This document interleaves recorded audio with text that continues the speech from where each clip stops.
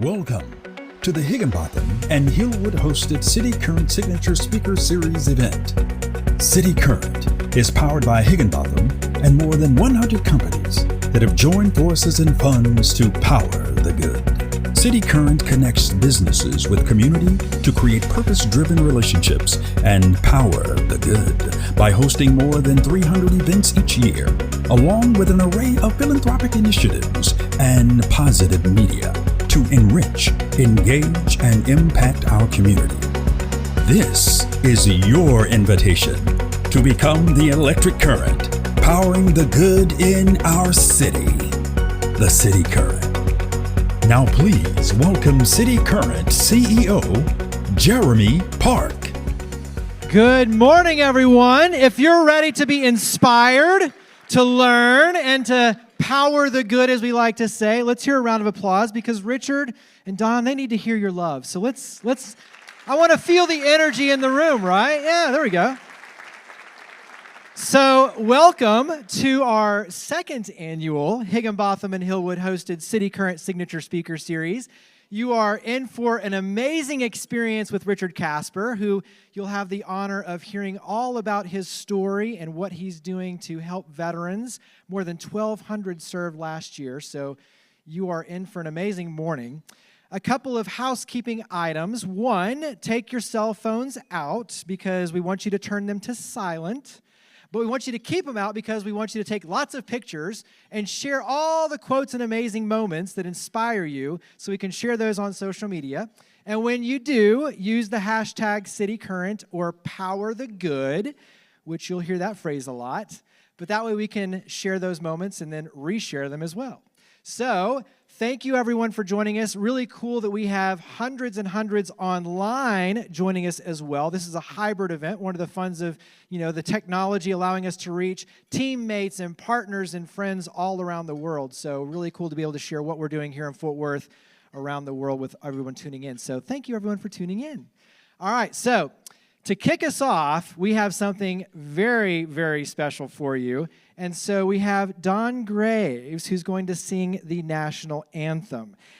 So Don Graves is a 99-year-old World War II veteran. Graves served as a combat Marine. He's a survivor of the Battle of Iwo Jima and an ambassador for the Air Power Foundation, a national nonprofit dedicated to supporting our nation's military, children who have lost a parent in war, wounded and service members, and their families. So, if all of you would please rise, let's welcome Don Graves to the stage as he sings the national anthem.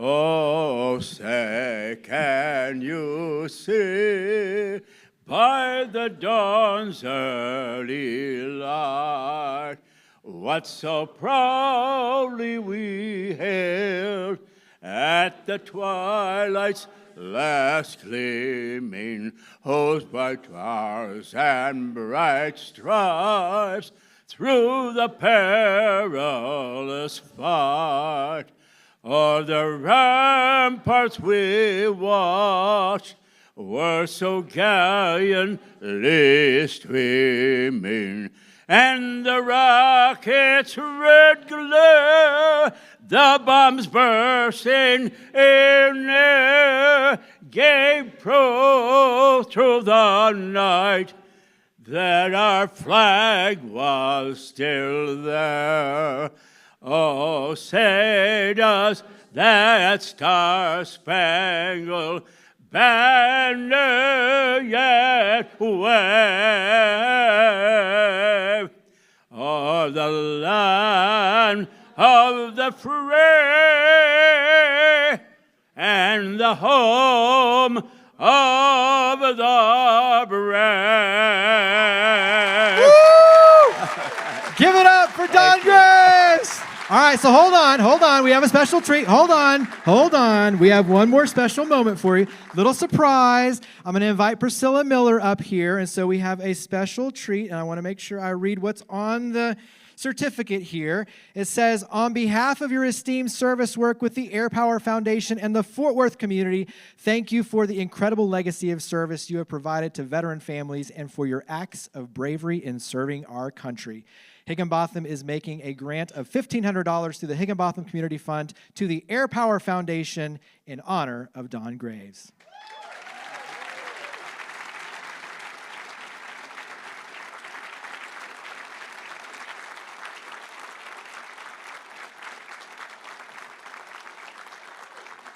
To lead us in our invocation, please welcome Jay White, Employee Benefits Counselor with Higginbotham, as he leads us in our invocation.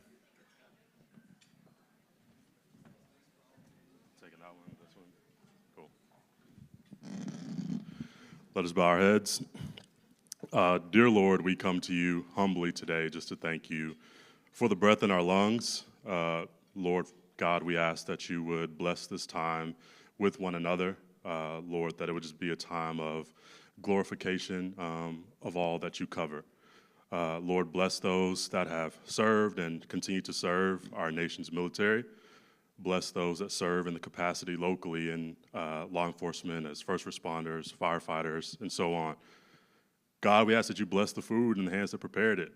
And God, we just want to thank you for just your grace and mercy that abounds despite how we are. Because God, you're good, and nothing that you give us is based on our condition. So God, as we leave here today, we just ask that we're just reminded of how much we need you, and that you give us the wisdom to glorify you in all that we do in word and deed. And God, I pray these things in your sweet son's Jesus' name. Let us say amen. All right, we do have some special guests that we want to acknowledge, and so when I call your name, go ahead and stand up. Hold your applause till the end because we have a lot of people we want to celebrate. And so let's start. State Representative Craig Goldman, the Republican nominee for Congress. We have City of Fort Worth Councilman Alan Blaylock, Parker County District Attorney John Forrest, Marcus Frias and Aaron Scholl with the Fort Worth Police Department, Tony Merritt with the Grand Prairie Police Department. And you heard some hoorahs. We love our veterans and our first responders. So if you are a veteran, an active service member, or a first responder, please stand up so we can say thank you for your service.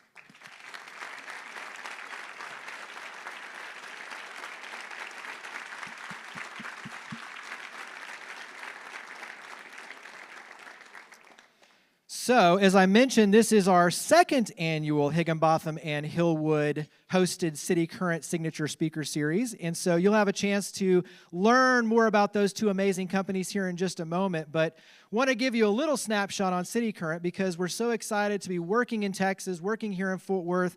This is my hometown, and so it's quite an honor to have my parents come out as well, who do so much for scouting and veterans right here locally. And so we're really excited to bring City Current, our mission to power the good here, and we just want you to know that you are invited to come back all the time as we do even more through Higginbotham and through Hillwood as well and all of our partners. And so what is City Current? We connect business with community to power the good. City Current is the electric current powering good in the city. We do that through events, media, and philanthropy. So throughout the course of the year, we'll host over 300 events. So Memphis and Nashville, which is our home base, but now Fort Worth and all over Texas and all over the nation as well. So it's bringing in national guest speakers like Richard Casper. It's doing workshops and seminars, anything and everything that we can do to provide opportunities for collaboration, for enrichment, for purpose-driven relationship building. And so it's all around content and collaboration to get people out, get them connected into the community.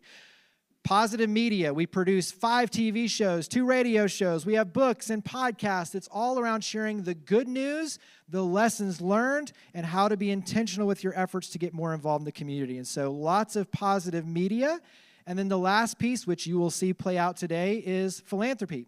So we financially give to support nonprofits, but we're big believers in the power of physical service, volunteerism, making it very, very easy for you as companies, as organizations, to not recruit volunteers one at a time, but to go in mass and get your team out as an army of do-gooders to plug in. Because we say on our end that a dollar bill and money is a valuable resource to power nonprofits, yes, But ultimately, a dollar bill physically just sits right here on the podium. It doesn't mentor or parent a child. It doesn't fix a leaky roof for a senior citizen. It doesn't physically do anything. People do. And that's why if we want to create the change, we have to be willing to be the change, which means we have to make it easier for you to plug in. So that's what we do. That's who we are. And that's why we're excited to be here in Fort Worth with all of you. We are part of the Higginbotham family. We've been that for 4 years now, and so we truly are honored and excited to be able to work with you to help lift and power the good here in Fort Worth. So thank you for coming out, and now you get to learn more about our other hosts. We'll start with Mike Berry. He is the president of Hillwood, amazing company, and so Mike, take it away, buddy. Tell us about all the generosity and philanthropy and all the good things you do at Hillwood. Okay, Jeremy. He's a pretty fired up guy. He can get you fired up at 7:30 in the morning for sure. First of all, I want to thank all of you for being here. I want to recognize and thank all of our veterans and first responders who are here. That's what this morning is all about, and that's why Hillwood's involved. As Jeremy mentioned, this is our second year to partner with Higginbotham, and I say partner sort of loosely. Higginbotham does all the work, and we get to share the title on the invitation, but it works because this is our priority. Hillwood's philanthropic priority is to support veterans, law enforcement, and first responders. That started with Ross Perot Sr., our ultimate founder, Ross Perot Jr., and the Perot family culture and commitment to the military and to law enforcement carries through everything we do at Hillwood every day. So this is right in the fairway for us. We think it's the most important thing we can do to help great leaders like Richard Casper and his effort at CreatiVets to bring people along and integrate our veterans back into the community and back into productive activities. And he's got a very creative and great story to tell us this morning, so I'm excited to hear it. We've now reached 10% of our workforce are now veterans. That doesn't sound big, but we're working at it every day to continue to grow that, and it's a top priority for us. So just please know that everything that we're going to hear this morning is something that we believe is critically important and something that's very much a top priority for us and hopefully for you as well. So thank you very much for the opportunity to be here, and I look forward to the rest of the morning. Thank you, Mike. And now the other half of the dynamic duo. So representing Higginbotham, president of the Business Insurance Division and board member Chris Rooker. Thank you, Jeremy, and good morning to everybody here personally at the Fort Worth Club, and pretty cool, all the live streamers here. So, and Hillwood, thank you so much for your partnership, for coming along behind Higginbotham and doing this type of thing. Y'all are great community partners, and we just appreciate you being our partner, certainly. And cityCURRENT, great job getting all this together with all the work this is. It's spectacular. So I'm Chris Rooker, and I just want to share a few tidbits about Higginbotham, some of which you know, and some of which maybe you don't. So I'll focus more on what maybe you don't know. But what you do know, we're an insurance broker. We do insurance and bonds, and we focus on risk management. We focus on counseling and consulting. We're the 20th largest broker in the nation. You may not know that. 120 offices and over 3,000 employees. So I have to pinch myself sometimes when I say those things. So when I got here in 1998, it's been a while, we had 65 employees, one location. So we love what we do. We really have a good time doing it. But some things that maybe you don't know are our values. It's what we get up and we focus on and put as our optics every day when we go to work. And the first I'm not going to discuss except to tell you, it's to be family to our employees, which is where it starts. Really happy employees, really happy to serve clients is where we start. We want to be great partners for our clients and accountable to those clients. But what I want to focus on today is what we're here about. And that is that we are very focused and emphatic about being generous to our communities. And I'm going to share a few things really that is part of this heart of HIG. And that is We have a long history of giving. It way predates Chris Rooker that got here in 1998. But in 2010, we did something pretty cool. We started the Higginbotham Community Fund, and we seeded that with $50,000 of corporate funds.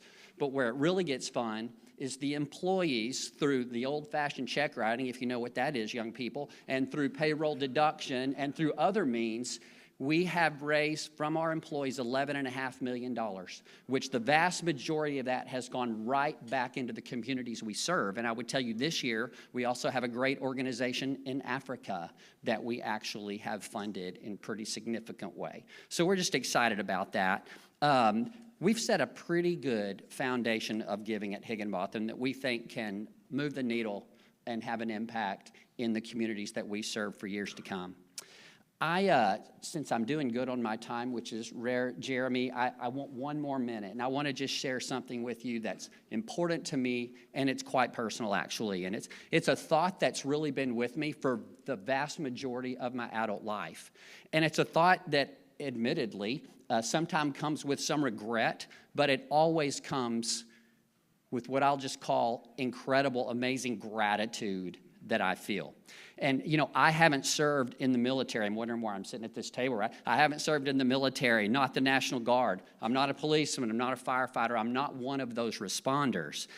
So I think as I've gotten older, I've just decided, it's come to me that what that means is that I owe an additional measure, an additional portion of gratitude for my freedom, is the bottom line.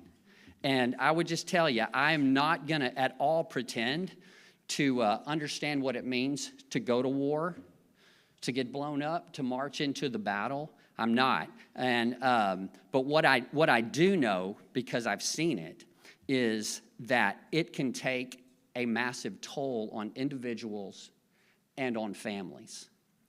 And so what I'll say is where I started. I'm grateful for Hillwood for coming along beside us, that we can bring organizations and people like this in to feature them and to support them.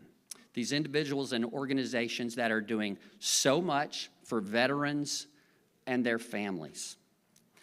You know, last year at this time, Jeremy mentioned it, it was Folds of Honor. And that was fun and it's exciting. We were so glad to come along Folds of Honor. And I'll tell you, this year, we're equally excited to have CreatiVets, because truly, when we say power the good, you're powering the good.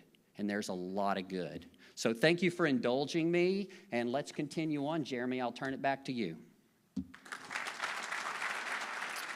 Thank you, Chris.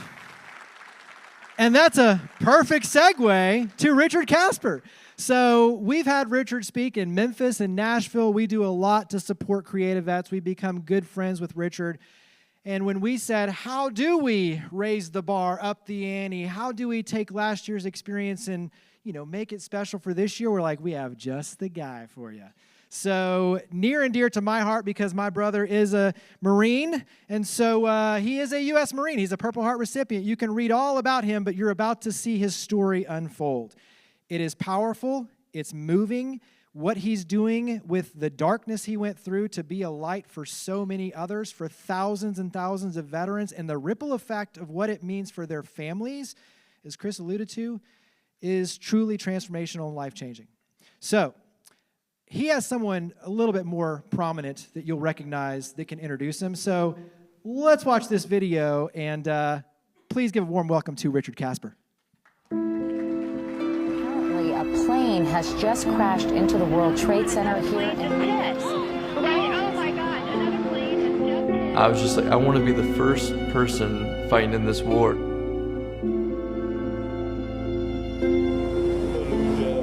Keep filming him. You can cut it then. You cut it. You have to.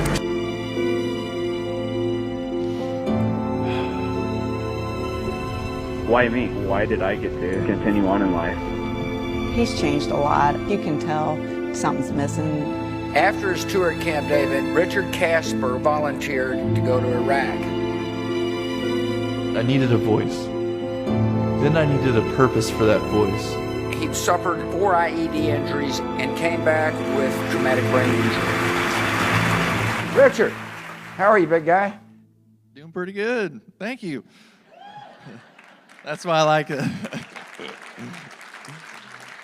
And it's perfect being in Texas. Yeah, I love that intro. That's from a documentary the Time Magazine did on my life, because my life's kind of crazy. And we're about to go into that.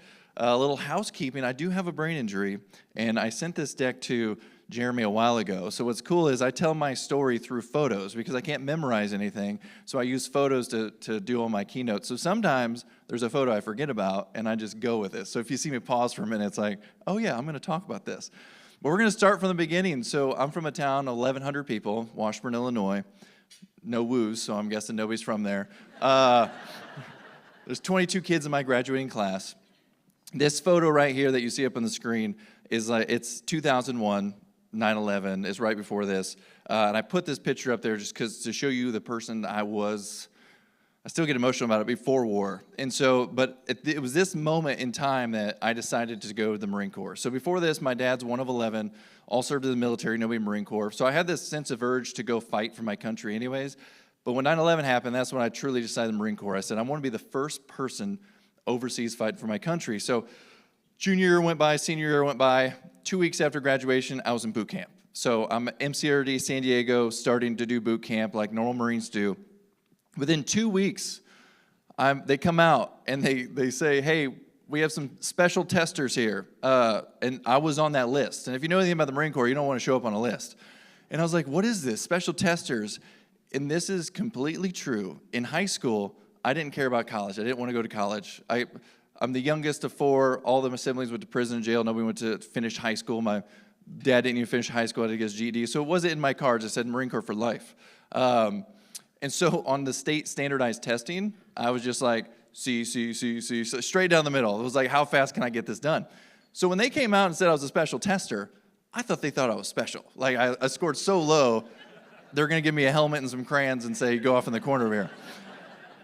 The thing was, the one test I tried hard on was the ASVAB to get into the Marine Corps. And so as they do this, the special testers, so we go in there, 400 Marines are going to these really weird questions asking about, like, do you talk in your sleep? Do your family travel overseas? I'm like, these are weird, but okay.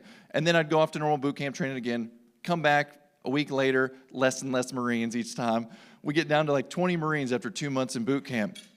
And I'm like, where are they going? Are they killing them? Like, what's happened to these other Marines? And then that's when they tell us. They said, you've actually been selected to guard the President of the United States. And I was like, I didn't even know that was a job. I was like, that sounds pretty cool. But in my head, I'm like, oh yeah, and I think I have a picture. Oh, there he is. And it was during the time of George W. Bush. So I lived at Camp David for 14 months. I had to go to D.C. first for 11 months till my clearance went through. Then I chose Camp David because it's up in the country, and I felt like it feel more like home. The issue was all the Marines I served with in SOI, the School of Infantry, they were like, so I'm Casper, like the ghost, no relation. And so in SOI, it was alphabetical. So like Cartwright was here, Cherry was here, Horn, Longoria, who's a Texas veteran. They're all up here. But then as I was at Camp David, one by one, it was the first push for Fallujah. Cartwright died. Oh, that's crazy. Horn died. Longoria died. So I'm having survivor guilt even before going to war, which I didn't know was a thing. And so then it's my turn. I get ready to leave Camp David. They asked me if I wanted to stay up there, and I said, with all due respect, like, I love this, and now I know I'm only doing 4 years in the Marine Corps. So I say, I have to serve the way I need to serve, so I want to go overseas. So same attitude when I went overseas in Iraq, 2006, 2007. Crazy thing was I had to fight to go overseas too, so I didn't make deployment. When I transitioned, I went to a unit called 2-7 in 29 Palms, which is exactly like Iraq. And then I was trying to do a workup to go to Iraq with them, and they said, hey, you get out June of 2007. We don't even leave till January of 2007, so you don't make our deployment. So I said, well, send me to the next unit deploying. So they sent me to a 1st Tank Battalion with a mounted infantry tow unit. And so I'm doing my workup with them when they said, hey, you don't make our deployment either. You miss it by 1 month. And I'm like, well, can I just extend a month? And they're like, yeah. Like, if you told me that before, I would have just stayed with 2-7. But okay, let's do this. And so I extended 1 month just to go to war. So while in Iraq, within the first 4 months, as President Bush alluded to, my Humvee was blown up 4 separate times, causing a left traumatic brain injury. And 3 of those were within less than a month of each other. So I was unfit for duty after 4 months. And then in 2006, December, my buddy was shot and killed beside me. He's from Kingwood, Texas. His name's Luke Epson. So I went through all this trauma, and in high school, I never chose art, music. I thought it was for a certain type of people. It wasn't for me. I'm 6'5" combat Marine, rode Harleys, have tattoos, more sleeveless shirts than I did shirts with sleeves on it. Art wasn't for me. And so I transitioned home out of boot camp or out of war, and the moment I touched down from Iraq, I was checking out. This wasn't when they had a Winter War regiment inside the Marine Corps, or if they did, it wasn't very prominent because I never saw anybody. They're like, do you need to see medical? I was like, I don't think so. You guys are in charge. Should I go to medical? And I just signed out not knowing I was injured. So I didn't get medically retired. I just left like 3 days after I get back home from war. Now I'm back at home in Bloomington, Illinois, trying to go to college for the first time. I don't know what the next slide is. We're going to see. Boom, transitioning home. I knew it. And so I went through all these things. I was class clown and prom king, which isn't hard to do with 22 kids in my class, but still, I was class clown, prom king, guarded a president, went to war, life of the party, and now I'm starting college for the first time thinking I was going to be FBI, CIA, something really cool, high speed, low drag. But I start getting sick. Every morning I go to school, I'm getting horribly sick to the point where I'm throwing up and having, all the issues as if I was sick. And it always happened when I was put in situations like this. I had to do one-on-one speeches with my speech teacher in college. I'm sitting here thinking, there's these 18, 19-year-old kids who are all getting up there reading their little stories, and I feel like a piece of crap because I can't even get up in front of them anymore. And I don't know what's wrong with me. And so I start thinking about, how do I do this? So I work with the teacher. We go and do one-on-ones, but it makes me even feel worse. All this stuff I'm doing, and I have no idea why I'm getting so sick, why I'm so depressed. I became a recluse. I couldn't even leave my house, go to job interviews without getting sick anymore. The only job I could ever have was being a bouncer, because I'd pull up on my Harley, go listen to country music at this bar, and they'd be like, hey, you want to bounce here? I was like, sweet. So I didn't have to do that interview process, because that was a part of it. It was anticipation anxiety. So if 0 was killing myself and 100 was me before war, I was at a 9. It was my faith in God that was the only thing that kept me above water, but I've always been very optimistic. And so I said, okay, I want to be successful, and maybe if I do get to the FBI, CIA, something like that, it'll make me feel good again. Maybe it's that like adrenaline that I'm looking for. Well, how do I get there if I can't learn new technical skills, and I've been failing all my business classes and everything else? I got an idea. I'll just do art, I'll be around kids who don't want to talk to me. I don't want to talk to them. Like, I'll be in my own little corner, and then I could skate through, because the one thing I did learn in the Marine Corps was all you need is a degree. And I was like, I could still do these jobs, just get a degree. So I started a community college, Heartland Community College in Bloomington, Illinois, and I started doing art. And I think the next one's a photo. Boom, it is. Man, I'm killing this. So this photo is me at my gunner's grave. Every single year, I don't miss it. I haven't missed it since the first year I was back from war. I travel to his house in Kingwood, Texas, and I visit his grave. This photo was taken on, I think, my second trip there by my uncle. And while I was in these art classes, just learning the basics of drawing and painting, there's this urge inside of me that I wanted to tell Luke's story, but I couldn't. I couldn't cry in front of people. I wanted to be masculine and all this stuff. And one day I just saw this picture, and I said, you know what? I'm going to make an art piece around this. I'm just going to do this chalk pastel, practice, warm up, but just see what I can do, because I need a piece for me. I need to stop doing these still lifes. So I dive into this piece, and I have a phenomenal instructor.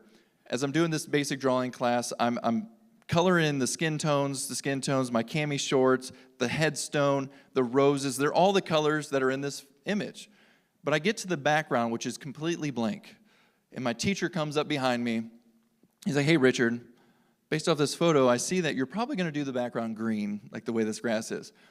But I want to encourage you to do a color that doesn't make sense. Grass would never be this color. And I was like, that sounds dumb. I don't want to ruin my awesome drawing here. And he's like, no, but what happens in the art world is when you put this up on a wall and you're not there to speak for it, it speaks for you. So anything you could hide in there with symbolism is going to make someone feel the way you feel. I was like, nobody's going to feel the way I do, especially these kids. Like, there's no way. And so in the art world, you have to do critiques. I didn't know that this was a thing. I was not an artist. And so one day they're like, hey, we're going to do our critiques. Put your art up on the wall. I put it up there. They say, hey, anybody want to talk? Or first they said, Richard, you want to talk about a piece? I was like, no, that's why I'm in this class. I ain't talking about my piece. I didn't physically say that, but in my head I'm thinking that. And then he's like, okay, and so the color I did was red. And so then he said, students, what do you think about Richard's piece? And one by one, they're like, I think you put red in there because, and they didn't know my story. They said, because you're angry that your friend died. I think you put red in there because you loved your friend. One of them was like, I think you put red in there because you were with him when he died and you saw his blood. And I'm like, what? For a split second, they understood me. These 18, 19-year-old kids that I didn't think I could ever have a connection with, I felt connected to as if they were one of my brothers and sisters and more. And then I was like, well, what just happened? I feel good. I feel good that they understand me, and I didn't have to say one word. It said everything without me saying anything. So I dove into this. I was like, what is this voodoo witchcraft? This is insane. And so I start looking into it. And I had an instructor come down from another school. It's called the School of the Art Institute of Chicago. I had no idea what the school was. They talked about it. George O'Keeffe went here. Walt Disney went here, a few others. And I was like, well, this sounds pretty cool. Maybe I'll go to this school. The same teacher, who was a phenomenal teacher, was like, hey, maybe not. You have to study art your whole life or have a lot of money. And I grew up food stamps, didn't have money, didn't study art. And so I said, you know what? Optimism, I'm still going to try it. I'm just going to go for it. And I went up there, and somehow I ended up selling myself to them. I just talked to them about all the things I wanted to do, because they saw my portfolio. Everyone else has like 30 pieces of art for portfolios. I come with 12. 2 of them have actual concept in them, and the rest are just still lifes of me drawing bananas and other things. And I was like, no, wait, listen, I could do more. I was just taught recently how to do art. And so I really think with your school that it's going to help me. So I actually ended up getting in, which is insane. So I get into the School of the Art Institute of Chicago. The very first class I ever did was a collage class. And I didn't know, to me it was like kindergarten collage. I just thought you get glue sticks and cut out some cardboard and stuff, and that was collage, which is good for Marines. We're very simple people. So my first thing was a collage class, and that was one of the first things that ever opened up to this idea that anything can be art. Your surroundings can be art. And so with this very first piece that I ever did, I found these 4 like overgrown G.I. Joes. I found an old painting in the garbage. I pulled it out, and this old screen printing thing, and I put it together. If you notice, that bottom warrior right there has his foot just kicking out. And so I was able to tell the students how I'm just getting into the art world, and I feel like I was suffocating, but this is me just breaking in. This is like a fresh breath air, a way to tell my story that I'm kind of getting excited about. So I started using art to tell every story I wanted to talk about. Through this project right here, I dove into ceramic sculpture. Ceramic was my jam because it was the first thing that I could just do for 6 hours straight and not think about war. It was the first time that had ever happened before. So I'd get lost in it. And in fact, I didn't know what ceramics were. I thought they were plates and cups. So when I got into the school in my drawings and paintings, my roommate at the time was a ceramicist. And he's like, come down to the ceramic studio. And I was like, we're just going to play with cups and plates. And I go down there. That's how art dumb I was. My school didn't even have like clay. And so I'm like, oh, this is cool. And the moment I started touching it, I was like, I'm going to do this for the rest of the time I'm here. And I did. And so I loved ceramics, but I never knew what to do with it. But I was like, okay. So I started doing this little project where I created 4 of these guys who are very disfigured. The only facial features they really have is a nose, a mouth, and there's some sort of semblance of this could be a sculpture of a person. And then I have a helmet that I put on each one of them. All of them are really different. And I was like, well, how do I explain what loss of innocence in war looks like and feels like? It's hard to talk about, like if you have to take a life of someone, watch someone die, get blown up, there's something that leaves you. There's something that never comes back. But what is that, and how do I capture it, and how do I show people who may not understand? So I created these pieces, and I did a whole video of my 5 and 10-year-old niece. I had them paint it. I took it down to them.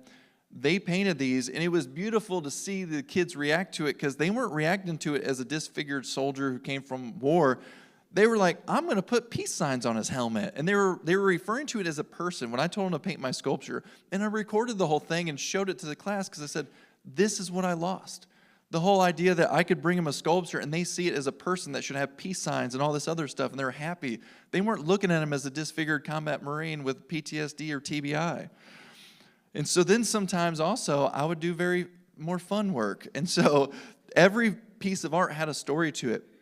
Even though I was doing this very deep, dark art to get my story out there that was healing me through the process, I learned that no matter what trauma, what kind of anger, excitement, happiness, sadness I went through, I can create art about it.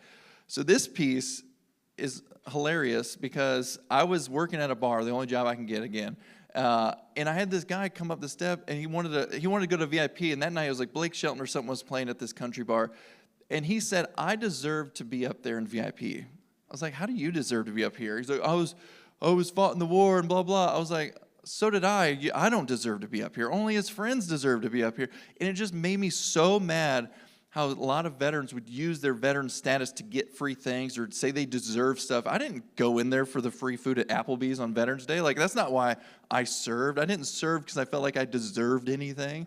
And so it just angered me. So I went back that week and I started making this piece. And it stands like 4 feet tall. And here's an art lesson about symbolism. So it looks like it's on its pedestal. The head is so big it can't even fit into the helmet. And it's bronze, but it's also shaped like a phallic thing. And so I call this Corporal Richards. And I put this up, and it's a beautiful thing to be able to explain to people, to be like, this guy was a huge, and his head didn't even fit in his helmet. And that was the beauty behind art. And it was cool because it was opening up other veterans who I just were friends with, being like, oh, now this is cool. Like, I like this style of art. But for me, too, when you go down this dark, deep depression, anxiety, you need to also offset that with really funny things. And so this was my outlet. One of my final pieces at the school there in Chicago for my BFA was like, okay, how do I trick people into the arts? So very liberal art schools, I wasn't sure if they'd be open to having conversations about war and with a veteran.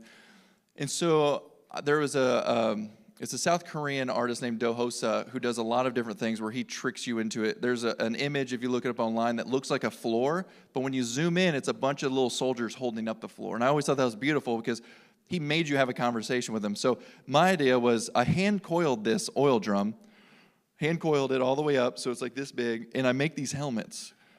These helmets represent the veterans who've died while I was at school, and so I put them in there.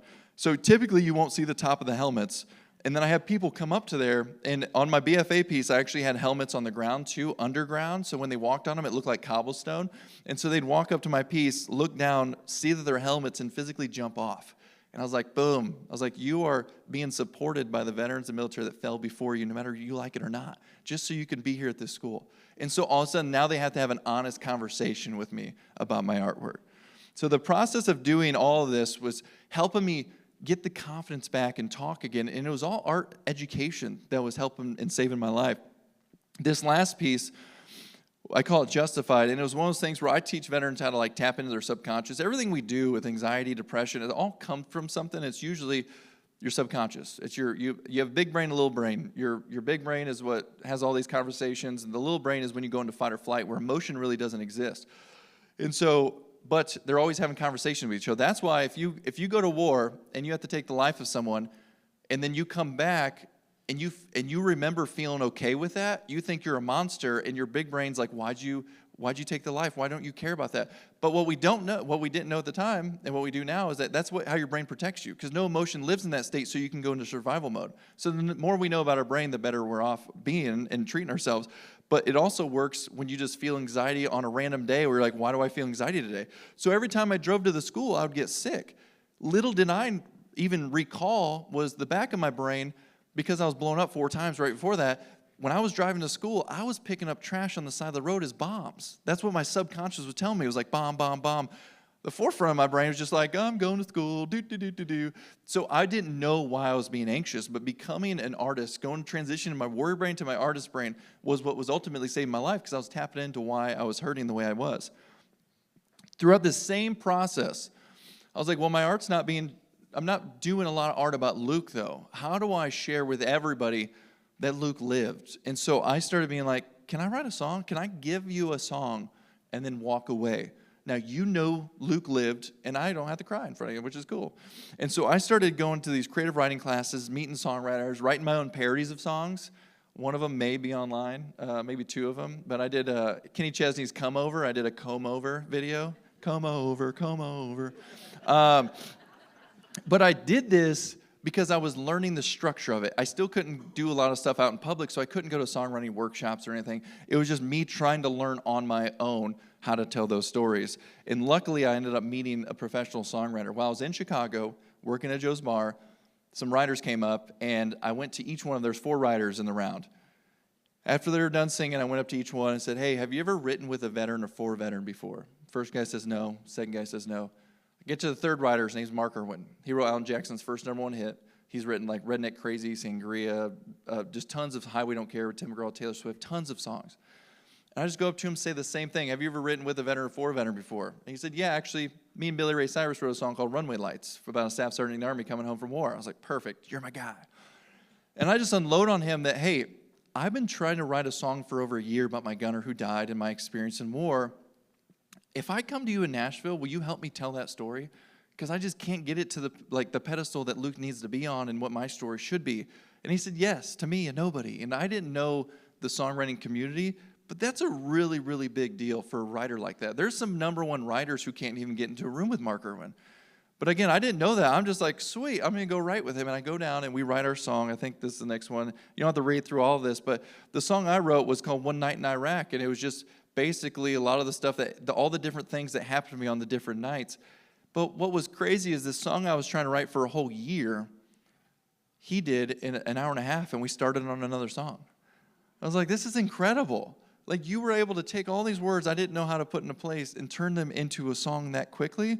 That's amazing. And so I have a buddy named Jesse who's in this photo, burns over 60% of his body, lost his leg in war.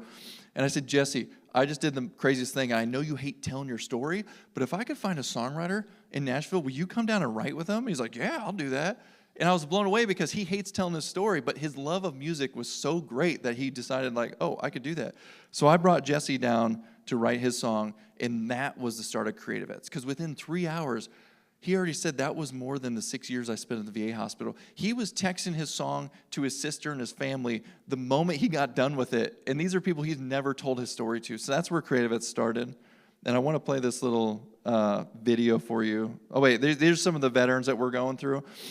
A lot of times I'll go through all the stories, but I'm going to keep it a little bit shorter this time because I'm going to actually play you a little song in a little bit.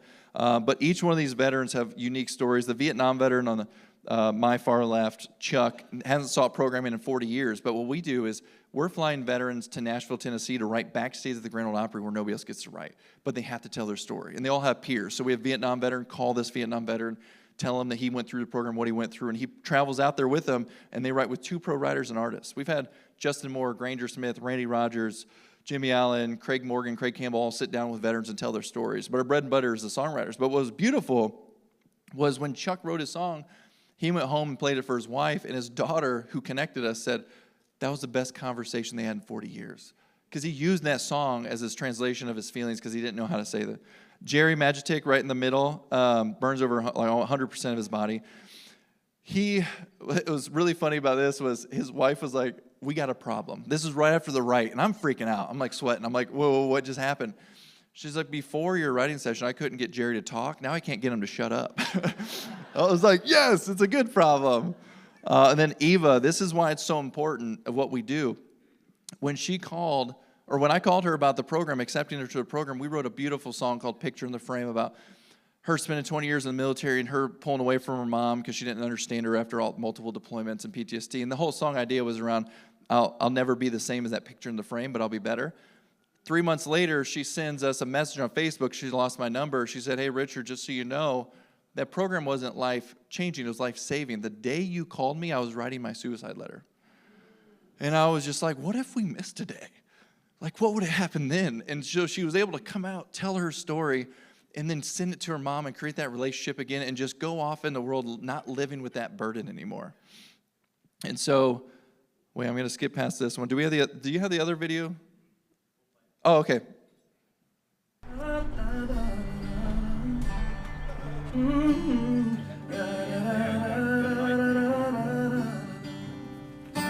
That's all I got. But let's go. I can actually play that, so that's good. I like it. I had no idea that music or art would move me, touch me, inform me, show me a new way to communicate, and it did. I did about 10 years on active duty total. I was having a nightmare almost several times a night. We took a round about 30 feet off the starboard side that ruptured a tank in my fire room. Luke again gets up and starts waving him down. And within like 10 minutes later, he was shot and killed by a sniper.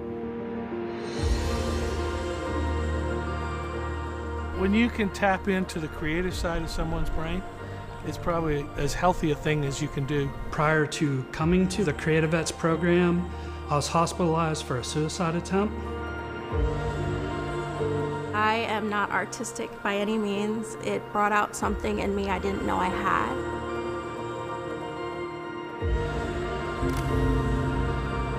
Music's always been therapeutic. I've always thought that music was like the truest form of expression outside of prayer.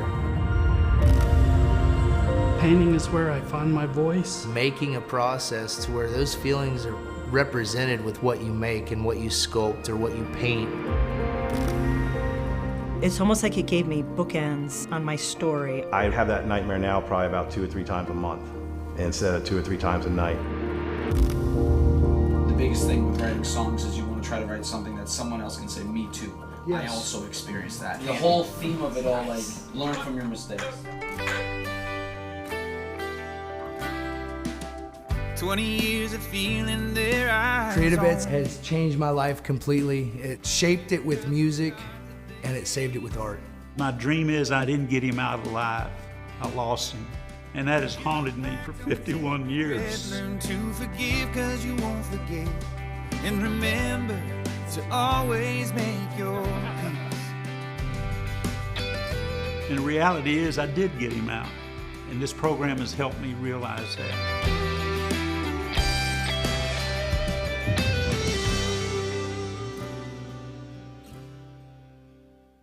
So now we're doing programs in 20 different states, partnership with a lot of other nonprofits, served 1,200 veterans.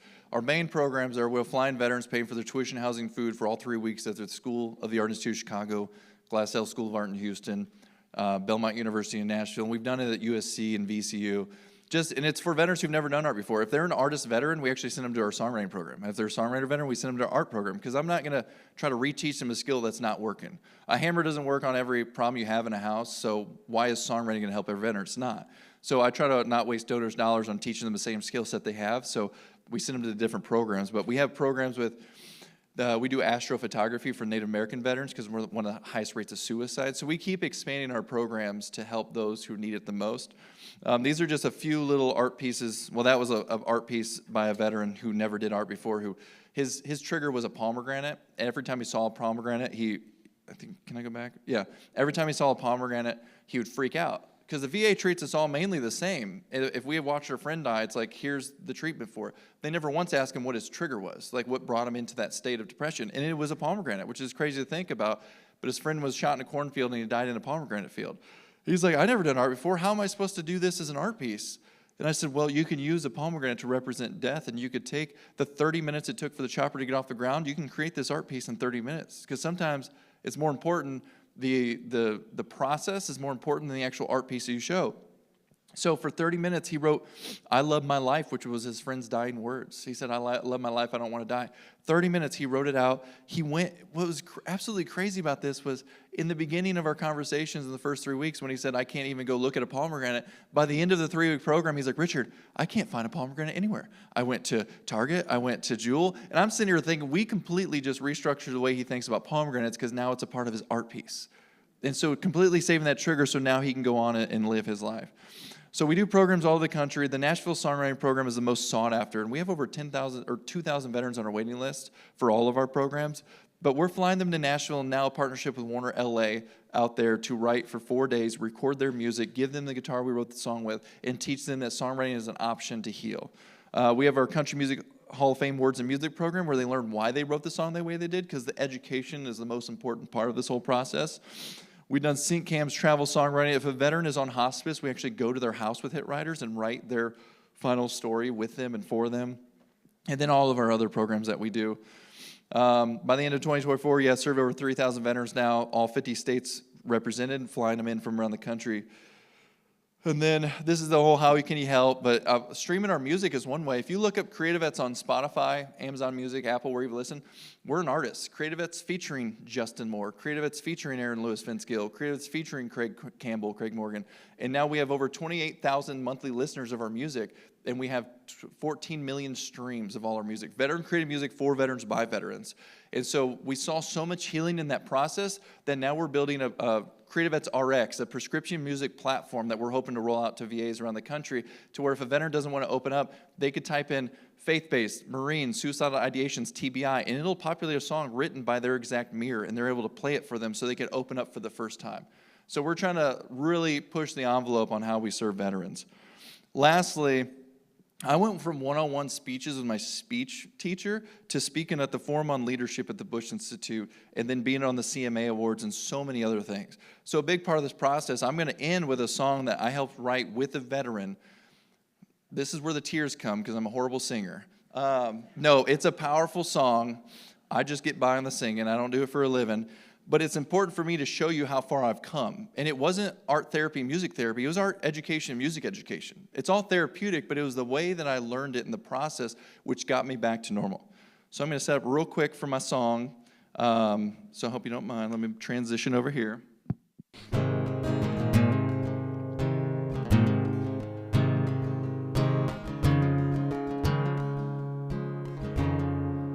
They call me Doc.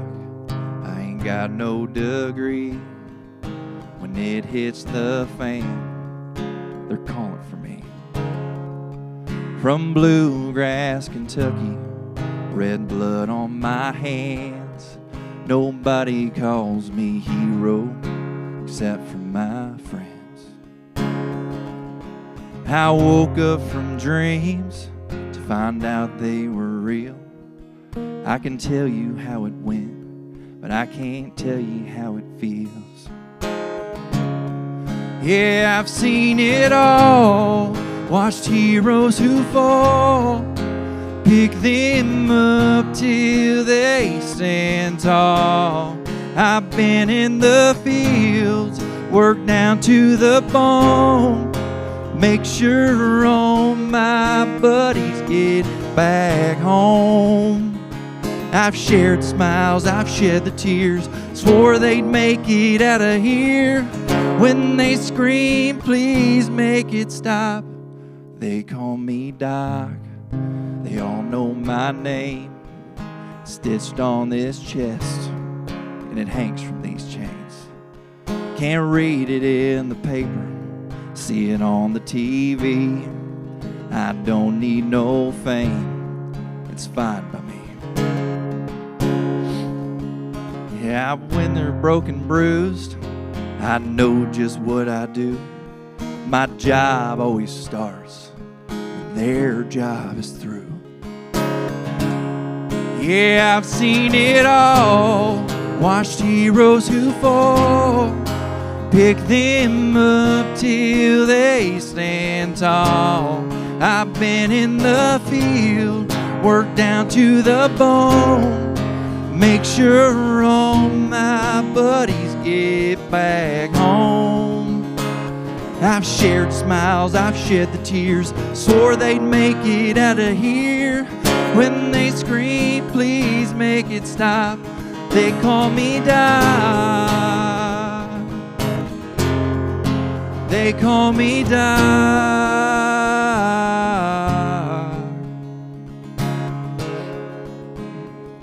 You'll never know the heartache of looking a grown man in the eye when he asks you, am I gonna make it? You've gotta lie. They call me Doc, I ain't got no degree.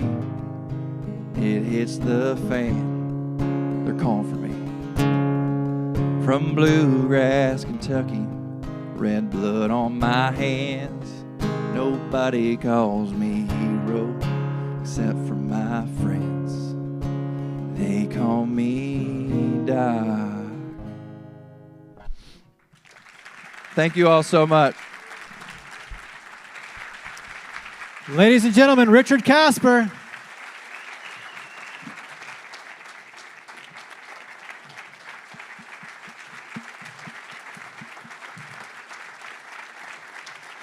So I want to invite some of the special guests from Hillwood and Higginbotham, our host, as Priscilla has a special gift we're going to pull out. So Higginbotham, Hillwood guests, come up here for a second because we have one special surprise for Richard.